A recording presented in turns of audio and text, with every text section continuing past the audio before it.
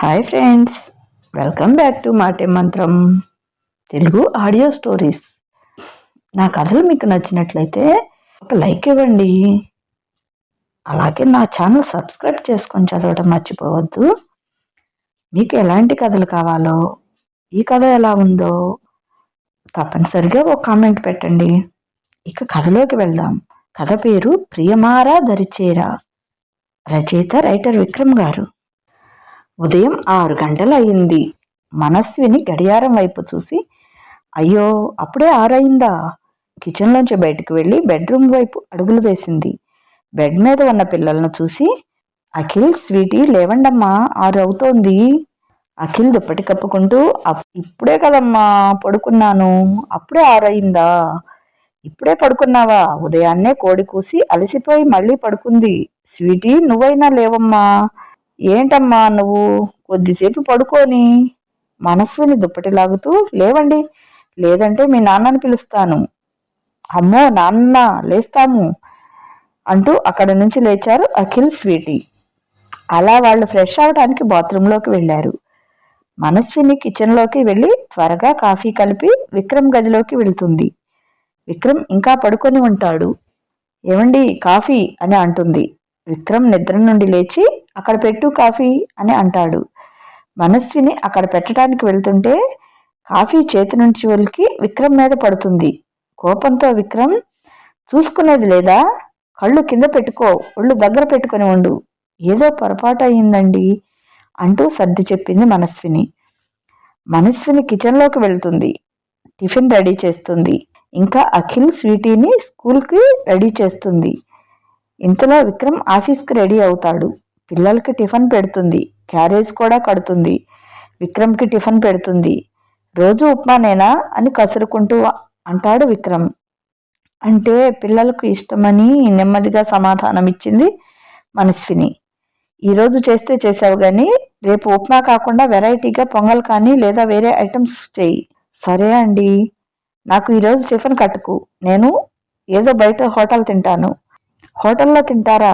హోటల్లో తింటే మీ ఆరోగ్యం ఏమవుతుందని ఆలోచించారా? నా ఆరోగ్యం గురించి నీకు అవసరం లేదు. చెప్పింది చెయ్యి, అంతే. సరే అండి. అలా అయిపోగానే పిల్లల స్కూల్ బస్సు ఎక్కిస్తుంది. విక్రమ్ ఆఫీస్కి వెళ్ళిపోతాడు. ఆ తర్వాత మనస్విని ఫ్రెష్ అప్ అయ్యి టిఫిన్ చేస్తుంది. ఆ తర్వాత రిలాక్స్ అవుదామని సోఫాలో కూర్చుంటుంది. ఎదురుగా తన మ్యారేజ్ ఫోటో ఉంటుంది. దాన్ని చూస్తూ తన గతంలోకి వెళ్ళింది. విక్రమ్కి పెళ్ళి అయ్యి 2 సంవత్సరాలయ్యింది. తన భార్య పేరు సౌందర్య. తమకి 1 సంవత్సరం కూతురు కూడా ఉంది. వాళ్ళు చాలా అన్యోన్యంగా ఉన్నారు.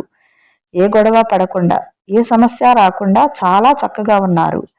విక్రమ్కి సౌందర్య అంటే ఎంత ఇష్టం అంటే మాటల్లో చెప్పలేనంత. అలా వాళ్ళు పెళ్ళైన ప్రేమ జంటలా ఉన్నారు. తమ ప్రేమకు ప్రతిరూపంగా సౌందర్య ప్రెగ్నెంట్ అయింది. 6 నెలలు గడిచాయి. కానీ వాళ్ళ ప్రేమ ఎలా ఉంది అంటే ఒకరు లేకుండా ఇంకొకరు బ్రతకలేనంత పిచ్చి ప్రేమ వారిలో ఉంది. ఇలా ఉన్న సమయంలో తనకి 9 నెలల టైం రానే వచ్చింది. నొప్పులు మొదలయ్యాయి. వెంటనే విక్రమ్ హాస్పిటల్కి తీసుకుని వెళ్ళాడు. సౌందర్యని ఆపరేషన్ థియేటర్కి తీసుకుని వెళ్ళారు. విక్రమ్ ఎంతో టెన్షన్తో, చాలా బాధగా ఉన్నాడు ఏమవుతుందో అని. చాలా టెన్షన్ పడుతూ తన వల్ల కాలేదు. ఇంతలో డాక్టర్ వచ్చి, నీకు ఒక గుడ్ న్యూస్ మరియు బ్యాడ్ న్యూస్ అని చెప్పింది. విక్రమ్కి ఏమైందో తెలియటం లేదు. ముందుగా బ్యాడ్ న్యూస్ చెప్పండి అని చెప్పాడు. మీ ఆవిడ చనిపోయింది. ఇంకా గుడ్ న్యూస్ ఏమిటంటే మీకు మగబిడ్డ పుట్టాడు. డాక్టర్ మాట వినగానే విక్రమ్ ఒకసారి ఆపరేషన్ థియేటర్కి వెళ్ళి బోరుమని విలపించాడు. గట్టిగా సౌందర్య, సౌందర్య అంటూ కేకలు వేశాడు. నాతో చివరి వరకు ఉంటానని మధ్యలో పోయావా సౌందర్య అంటూ ఆర్తనాదాలతో భీకరంగా ఏడ్చాడు. అలా తనకి అంత్యక్రియలు నిర్వహించి తన మైండ్ ఇక్కడ లేదు. అతనికి ఏమీ తోచలేదు. సౌందర్య ఊహల్లోనే ఉన్నాడు. పెద్దవారు ఎంత చెప్పి చూసినా తను అస్సలు ఏం మారలేదు. ఇలా ఉంటే మనకి దక్కడు అని పెద్దలు ఆలోచించి తనకు వేరే పెళ్లి చేయాలి. ఆమె తనకి ఒక భార్యగా, తన పిల్లలకి ఒక అమ్మగా ఉండాలి అని ఆలోచించారు. కానీ ఈ విషయం చెబితే తను ఎంతమాత్రం ఒప్పుకోలేదు. నన్ను ఇలానే బతకనివ్వండి అని అంటున్నాడు. కానీ ఇలా చూసిన విక్రమ్ అమ్మా నాన్న ఎంత మాత్రం తట్టుకోలేకపోయారు. నీకు భార్యనే కాదు, ఆ పిల్లలకి ఓ అమ్మ కావాలి కదా. మరి నువ్వు ఇలా ఉంటే ఎలా? నీకు భార్య వద్దు అనుకున్నా కానీ ఆ పిల్లలకి ఓ అమ్మని ఇవ్వు. ఎందుకంటే నువ్వు భార్య లేకుండా బతకొచ్చు, కానీ వాళ్ళ అమ్మ లేకుండా బతకలేరు. కాబట్టి వాళ్ళకి ఒక అమ్మని ఇవ్వు. అలా వాళ్ళ మాటలకి పిల్లలకి అమ్మగా వస్తుందిలే అని విక్రమ్ ఒప్పుకున్నాడు. ఇంకా విక్రమ్ వాళ్ళ అమ్మా నాన్న విక్రమ్కి వేరే పెళ్లి చేయాలని సంబంధాలు చూస్తున్నారు. అలా చాలానే చూశారు, కానీ ఏ ఒక్క అమ్మాయి రెండో పెళ్లి అంటే వెనకడుగు వేస్తున్నారు. ఎవరూ ఒప్పుకోనే లేదు. విక్రమ్ అమ్మా నాన్న ఏం చేయాలో తెలియటం లేదు. ఇంతలో డోర్ మోగింది. గతం నుంచి తేరుకున్న మనస్విని వెంటనే వెళ్ళి డోర్ తీసింది. వచ్చింది విక్రమ్ ఆఫీస్లో పనిచేసే ఆఫీస్ బాయ్. మేడం, ఇంట్లో సార్ ఒక ఫైల్ మర్చిపోయారంట, నన్ను తీసుకొని రమ్మని పంపించారు అని చెప్పగానే మనస్విని లోపలికి వెళ్ళి ఆ ఫైల్ తెచ్చి ఇస్తుంది. అలా అతను వెళ్ళిపోతాడు. లోపలికి వెళ్ళి డోర్ వేసుకుంటుంది మనస్విని. విక్రమ్ ఫోటో అక్కడ ఉంటుంది. అది చూస్తూ అలానే ఆలోచిస్తూ ఉంటుంది. మనస్విని విక్రమ్ ఫోటో చూస్తూ ఆలోచిస్తుంది. తను మళ్ళీ గతంలోకి వెళ్ళింది. మనస్విని అప్పుడు డిగ్రీ లాస్ట్ ఇయర్ చదువుతోంది. కాలేజీలో తను చాలా చురుగ్గా ఉండేది. చదువులో ముందు ఉండేది కూడా. ఒకరోజు తను కాలేజీ నుంచి ఇంటికి వెళుతున్న సమయంలో ఒక అతను వెంటపడ్డాడు. ప్రేమించమని లెటర్ కూడా ఇచ్చాడు. కానీ ఇవి అన్నీ మనస్వికి నచ్చవు అని చెప్పింది. అలా మనస్విని ఇంటికి వెళ్ళిపోయింది. మనస్విని ఇంట్లో మనస్విని అమ్మ నాన్న ఓ చెల్లి ఉంది. చెల్లి 9వ తరగతి చదువుతుంది. అమ్మ ఇంట్లో వంట చేయటమే సరిపోతుంది. నాన్న పొలంలో వ్యవసాయం చేస్తాడు. అలా వాళ్ళ జీవితం సాగుతుంది. చిన్న కుటుంబం అయినా ఏ చింత లేకుండా జీవిస్తున్నారు. ఆ తర్వాతి రోజు మళ్ళీ కాలేజీకి వెళ్ళింది మనస్విని. మనస్వినికి అతను మళ్ళీ తారసపడ్డాడు. పట్టువదలని విక్రమార్కుడిలా మళ్ళీ వెంటపడ్డాడు.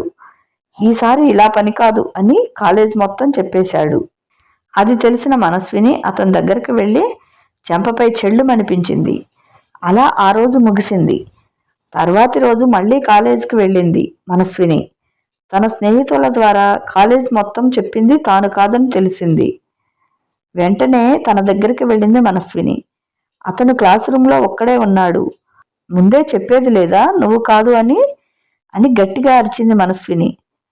నేను కాదు అని ఈ కాలేజీకి తెలుసు, నాకు తెలుసు, కానీ నువ్వు తెలుసుకుంటావని చెప్పలేదు అని సమాధానమిచ్చాడు అతను. నువ్వు నీ పైత్యం చెప్పకుండా ఎలా తెలుస్తుంది అని అంది మనస్విని. ఎప్పటికైనా తెలుస్తుంది అని. ఏంటి తెలిసేది నీ బొంద? ఎవరూ చెప్పకుంటే ఎప్పటికీ తెలియదు అనింది మనస్విని. ఎలాగో తెలిసింది కదా ఇప్పుడు. ఏంటి ఇప్పుడేంటి అంటే ఏమీ లేదు, ఉంటాను, బాయ్. అంతేనా? ఏదో చెప్పబోతూ ఆగాడు అతను. ఇంకేముంది, నెక్స్ట్ పీరియడ్ క్లాసు ఉంది, వెళ్ళాలి. నేను అనేది క్లాస్ గురించి కాదు. మరి నా గురించి ఏం ఆలోచించావు అని. నీ గురించి ఆలోచించడానికి ఏముంది? ఏమీ లేదా? కొంటెగా అడిగాడతను. ఏమీ లేదు మహానుభావ, నన్ను వదిలేయి, ఇంకా వస్తాను. ఎప్పుడు ఎప్పుడు ఆశగా అడిగాడతను. ఏంటి, అదే వస్తాను అన్నావు కదా. అయ్యో, వస్తాను అంటే వెళ్తాను అని. అవునా, నాకు తెలియదు కదా. అందుకేనా అంటారు? ఏమంటారు? ఆడవారి మాటలకి అర్థాలే వేరులే అని. ఇందులో ఏమీ అర్థాలు లేవు. ఇంకా వస్తాను. అయ్యో, అదే వెళ్తాను. అలా మనస్విని వెళ్ళిపోయింది. చాలా రోజులు గడిచాయి. ఒకరోజు మనస్విని ఇంటి వద్ద నుంచి బయలుదేరి బస్టాప్కి వచ్చింది. అప్పుడే బస్సు వెళ్లటంతో ఇంకా వేరే బస్సులు రావని తెలిసి కాలేజీకి వెళ్దామని నడవసాగింది. ఇంతలా ఒక కారు ఆమె దగ్గరికి వచ్చింది. కారులో నుంచి ఎక్కడికి వెళ్ళాలమ్మా అనే గొంతు వినపడింది. మనస్వినికి చాలా భయం వేసింది. అందుకే చాలా వేగంగా నడవటం ప్రారంభించింది. మళ్ళీ కారులో నుంచి, నేనెవరో నీకు తెలియదమ్మా, కానీ నువ్వు కాలేజీకి వెళ్తున్నావని తెలుస్తుంది. ఇక్కడ నుంచి కూడా కాలేజీ చాలా దూరం ఉంది. నీకు అభ్యంతరం లేకపోతే నేను మీ కాలేజీ దగ్గర డ్రాప్ చేస్తాను. రావని తెలిసి కాలేజీకి వెళ్దామని. అక్కర్లేదండి, నేను వెళ్తాను. పర్లేదమ్మా, మీ నాన్నను అనుకో, రా ఎక్కు, అక్కడ వదులుతాను. అలా మనస్విని కారు ఎక్కింది.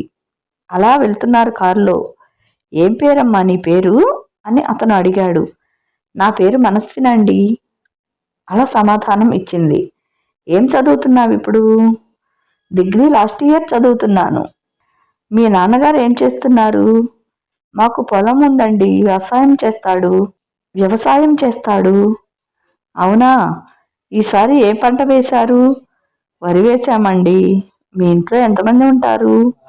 అమ్మా, నాన్న, నేను, చెల్లి. అవునా, ఓకే ఓకే. ఇంతలో కాలేజీ వస్తుంది. ఇక్కడండి, మా కాలేజీ ఇదే. ఓకే ఓకే, వెళ్ళిరా అమ్మా. అలా మనస్విని కాలేజీకి వెళ్ళింది. ఆ కారులో వచ్చింది ఎవరో కాదు, విక్రమ్ వాళ్ళ నాన్న. అలా విక్రమ్ వాళ్ళ నాన్న ఇంటికి వెళ్ళి విక్రమ్ వాళ్ళమ్మతో ఇలా అంటాడు. ఏమే, మనవాడికి సరైన జోడీ దొరికింది. ఏమంటున్నారండి మీరు? అది కాదే, ఇందాక వస్తుంటే ఒక చక్కని అమ్మాయి కనిపించింది. ఇక్కడనే కాలేజీలో చదువుతుంది. మన విక్రమ్కి ఈడు జోడు చక్కగా సరిపోతుంది. తను బాగా అర్థం చేసుకుంటుంది అని అనిపిస్తుంది. మరి వాళ్ళ అమ్మా నాన్న ఏం చేస్తున్నారు? పెద్దగా ఏం లేదు, పొలం పని చేస్తూ ఉంటారు అంతే. అవునా, మన వాడిని చేసుకుంటుందో లేదో అండి. చేసుకుంటే వాని జీవితం బాగుంటుంది అని అనిపిస్తుంది. అందుకే వాళ్ళ ఇంటికి వెళ్ళి మాట్లాడండి. నేను వెళ్తే కంగారు పడతారు, మొదటికే మోసం వస్తుంది. అందుకే నా ప్లాన్ ప్రకారం పెళ్లిళ్ళ పేరయ్య వాళ్ళ ఇంటికి పంపిద్దాం. ఏమంటావ్? సరే అండి, అలానే చెయ్యండి. అలా విక్రమ్ నాన్న పెళ్లిళ్ళ పేరయ్యను మనస్విని ఇంటికి పంపిస్తాడు. ముందు చెప్పగానే అంత పెద్ద సంబంధం అని నోరెళ్లబెట్టారు. కానీ రెండో సంబంధం గురించి చెప్పేసరికి ఈ సంబంధం మాకు వద్దు అని చెప్పేశారు. అసలు ఏం జరిగింది అనేసి పెళ్లిళ్ళ పేరయ్య చెప్పుకొచ్చాడు. అప్పుడు వాళ్ళకి అర్థమైంది, ఒక అమ్మగారు రమ్మంటున్నారని. అప్పుడు వాళ్ళు ఒప్పుకున్నారు. కాలేజీ నుంచి ఇంటికి వచ్చిన మనస్వినికి ఈ విషయం చెప్పారు. తను ఇప్పుడే నాకు పెళ్లి వద్దు, నేను ఏదైనా జాబ్ చేయాలి అని చెప్పింది. కానీ వాళ్ళ అమ్మా నాన్న ఇలాంటి సంబంధం మళ్ళీ మళ్ళీ రాదు, నువ్వు జాబ్ చేయడం అంత అవసరం లేదు, ఎందుకంటే చాలా పెద్ద సంబంధం అని చెప్పారు. రెండో పెళ్లి అని కూడా చెప్పారు. మనస్విని రెండో పెళ్లి ఎందుకు చేస్తున్నారు? డబ్బు కోసమా అని వాదించింది. కానీ వాళ్ళ అమ్మా నాన్న జరిగిన విషయం చెప్పారు. తనకు అర్థమైంది, ఒక అమ్మగారు రమ్మంటున్నారని. మనస్వినికి పిల్లలంటే చాలా ఇష్టం, అందుకనే ఒప్పుకుంది. అలా వాళ్ళు విక్రమ్ అమ్మా నాన్నకి కబురు పెట్టారు. విక్రమ్ కూడా ఇష్టంగానే ఉన్నాడు. విక్రమ్ అమ్మా నాన్న, బంధుమిత్ర సపరివారం అందరూ మనస్విని ఇంటికి వెళ్ళారు. విక్రమ్ అక్కడికి అయిష్టంగానే వచ్చాడు. అక్కడికి వచ్చాక విక్రమ్ మనస్విని ముఖం చూడలేదు. నచ్చింది, చేసుకుంటాను అన్నాడు. కానీ మనస్విని విక్రమ్ను చూసింది. చాలా బాగున్నాడు, కానీ అతని గురించి తెలుసుకోవటం ఎలా అనుకుంది మనసులో. అలా మనస్విని తన సిగ్గుతో తన ఇష్టాన్ని తెలిపింది. పెద్దలు అందరూ ఆనందపడ్డారు. పెళ్లి అనేది ఎంతో ఆర్భాటంగా జరగకపోయినా మామూలుగా ఎంతో ఘనంగా జరిగింది. పెళ్లిలో కూడా విక్రమ్ ముఖంలో చిరునవ్వు లేదు. అలా పెళ్లి అయితే జరిగిపోయింది. ఇంకా మొదటి రాత్రి రోజు విక్రమ్ గదిలో కూర్చుని ఉన్నాడు. మనస్విని గదిలోకి పాల గ్లాస్తో వచ్చింది.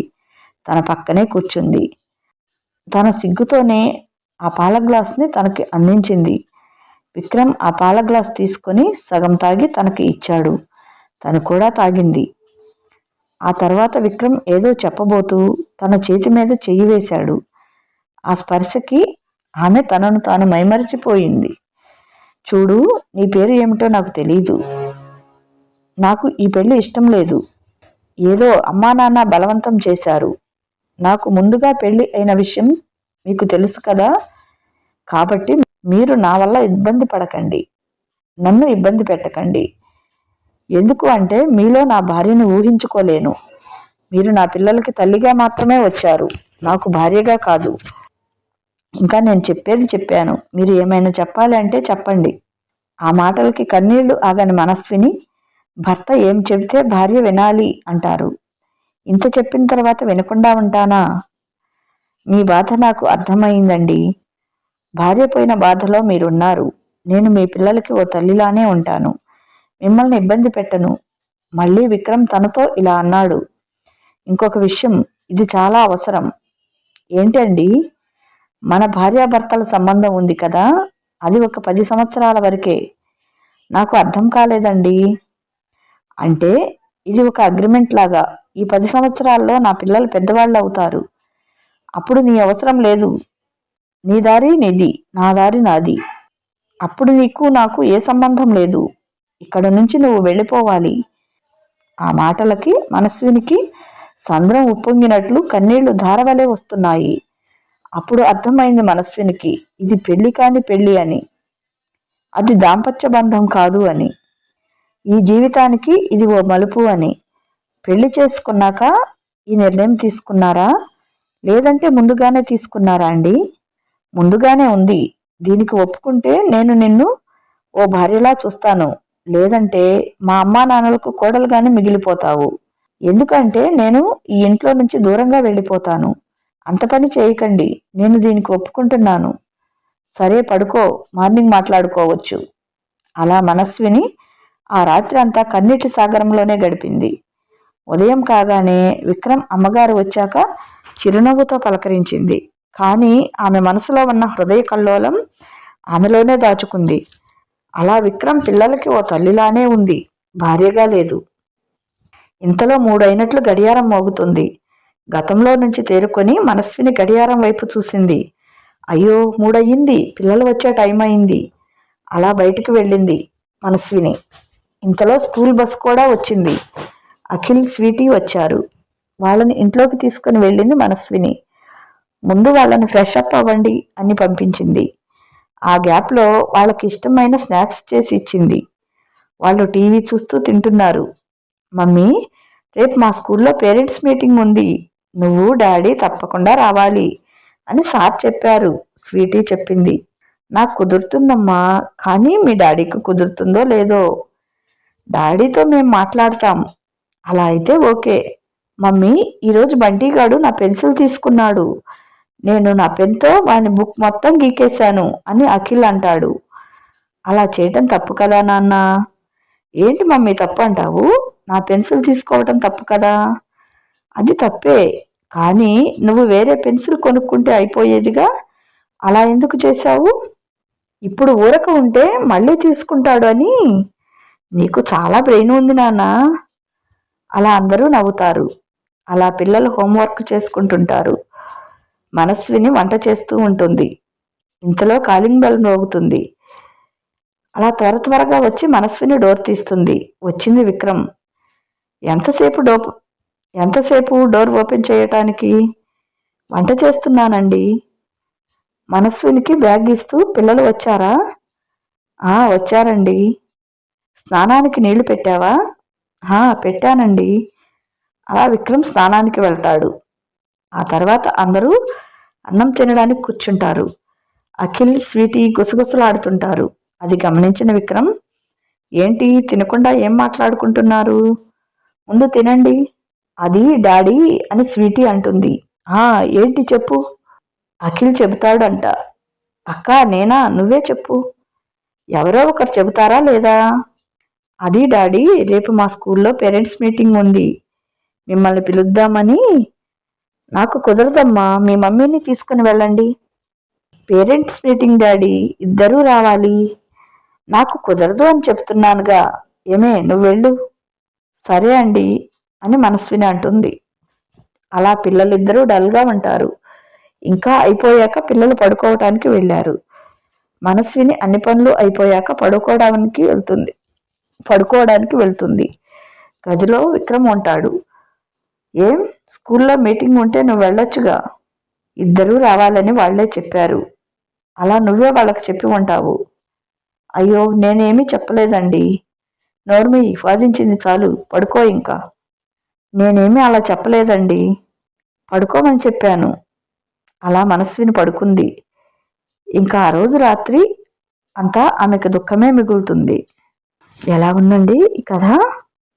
ఈ కథ మిగతా భాగాన్ని రేపు చదువుకుందాం. ఈ కథ మీకు నచ్చినట్లయితే తప్పకుండా ఒక లైక్ ఇవ్వండి. మీకు నచ్చితే రేపు 2వ భాగం చదువుతాను. మీకు నచ్చిందో లేదో కామెంట్ పెట్టండి. ఇక ఉంటాను. మీ లక్ష్మీకంఠ.